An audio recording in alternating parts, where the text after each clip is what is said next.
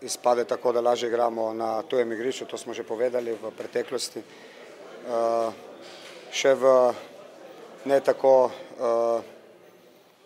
daleč smo dobro igrali doma, smo lahko igrali doma, vendar v zadnjem času ni tako.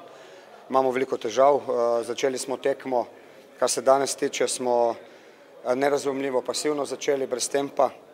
Komaj pred koncem prvega polčasa smo se zbudili, dali malo na gas, smo v principu si naredili skozi to, da smo malo več sprintali, kar naenkrat je bilo napeto, smo si nekaj priigrali.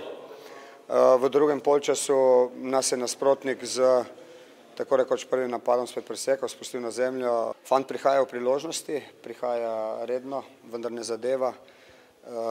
Enostavno ni dovolj miren pred golom. To se je tudi tokrat videlo, da je poskušal na silo, kljub temu, da ima to kvaliteto, da v priložnost pride, kar je zelo pozitivno, vendar v tem trenutku ne gre v mrežo, nažalost.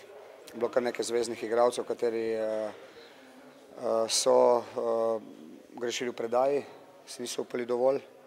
Moramo dodati tudi nasprotnika, kateri je dobro zapiral prostor, se hitro povlekel na svojo polovico oziroma nas večkrat napadel tudi visoko, tako da naši branilci niso uspeli mirno odigrati. Zadovoljstvo je tako, da so pike se štejejo. Ponavadi sem kot trener rajši želel dobro igro in vse ostalo, tudi eno tako vprašanje je bilo gor. Pravim, zavedam se, kakšno je bilo, da bi lahko vsi skupaj malo boljše še odigrali, ampak na momente mi smo prišli tu v Maribor nekaj poiskati, to, kar smo potrebovali od samega začetka prvenstva. Igrali smo taktično zelo pametno pri 2:0, potem smo začeli vrnili smo se na začetek sezone, tako da smo mi zvezdni igralci, pomagali smo mi Mariboru v večino zadevah. Tako da na koncu moramo biti zadovoljni, zmagali smo, malo smo imeli sreče pri teh olupkih, pravim, teh odpadlih žogah, katero smo v bistvu polovico sodelovanja smo mi pomagali, pravim, da pride do tega.